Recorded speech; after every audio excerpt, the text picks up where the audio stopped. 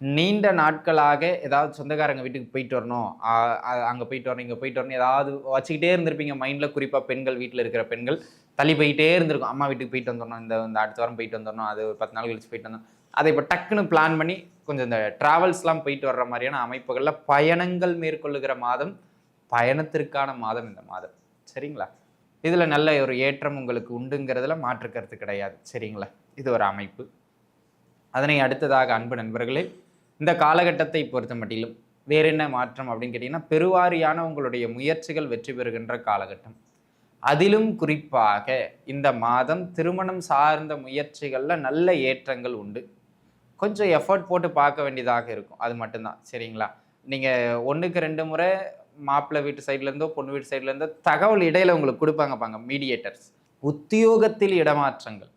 யாராவது முயற்சிச்சுக்கிட்டு இருக்கீங்க அப்படிங்கிற பட்சத்துல ஒண்ணு டிரான்ஸ்ஃபரோ, ஒரு சிலருக்கு சின்ன சின்னதான சம்பள உயர்வு 2த்துல ஏதேனும் ஒண்ணு கிடைக்கிறதுக்கு வாய்ப்பு மிக அதிகம் அப்படிங்கிறத நீங்க புரிஞ்சுக்கிடணும். சரிங்களா? அது ஒரு நல்ல அமைப்பு. சொத்து சேர்க்கைக்கு இந்த காலகட்டம் சிறப்பு. அப்போ ஏதாவது ஒரு இடத்த வித்துட்டு வீடு கட்டலாம். அல்லது ஏதாவது ஒரு இடத்த விக்கிறவங்க கூட இன்னொரு இடமா வாங்கி போடலாம். அந்த மாதிரியான அமைப்புகள்லாம் உண்டு. சொத்து சேர்க்கைக்கும் இந்த காலகட்டம் சிறப்பு. பூர்வீக சொத்துக்கள் வந்து சேர்றதுக்கும் இந்த காலகட்டம் சிறப்பானதாக அமையப்பெறுகின்றது அப்படிங்கிறத அன்பர்கள் புரிஞ்சுக்கிடணும். சரிங்களா? இதுல ஒரே ஒரு விஷயம் என்ன அப்படின்னு கேட்டீங்கன்னா, தகப்பனாரினுடைய உடல்நிலையில இந்த மாதம் சிறு சிறு தொந்தரவுகளை ஏற்படுத்துறது மாதிரியாக இருக்கும்.